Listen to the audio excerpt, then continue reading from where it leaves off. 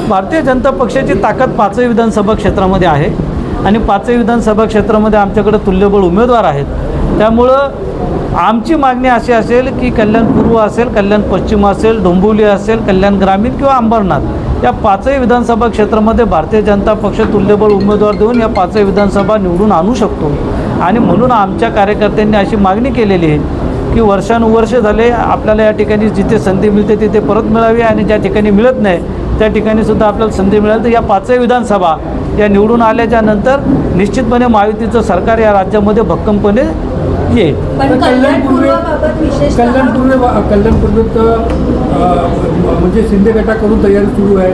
निलेश शिंदे, महेश गायकवाड, विशाल पावसे इतरही नाव चर्चेत आहेत. तर त्याला तुम्ही कसे हे करणार? असं आहे, आता मी तुम्हाला सांगितलं पाचही विधानसभांमध्ये आम्ही तयारी करतो.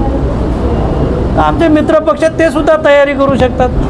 जी तयारी करतील ती चांगली आहे ना. ते तयारी करतील तर कामच करतील. ते काम केलेलं महायुतीचा जो उमेदवार असेल तो निवडून यायला त्याची मदतच होईल. मागच्या वेळी ज्याचा 2019 झाल्याचा बंडखोरी केली होती तर काही लोकांनी यावेळी पण बंडखोरी करण्याची शक्यता आहे का तुम्हाला? मला असं वाटत नाही की महायुतीमध्ये कोणत्या स्वरूपाची बंडखोरी होईल. मला निश्चित खात्री आहे की महायुती म्हणून आम्ही सगळेजण एकत्र आहोत आणि महायुतीचा उमेदवार म्हणून जो निर्णय आमचे वरिष्ठ घेतील त्या पद्धतीने आम्ही या ठिकाणी उमेदवार निवडून आणू शकतो. कुठली बंडखोरी होणार नाही आणि जर काही असा काही विषय असेल तर आमचे वरिष्ठ नेते त्यासाठी सक्षम आहेत. भारतीय जनता पक्षाचा उमेदवार असावा अशी माझी मागणी आहे. उमेदवार ठरवण्याचा अधिकार माझा नाही, तो आमचे राज्यस्तरीय नेते आणि केंद्रातले जे नेते ते ठरवतील.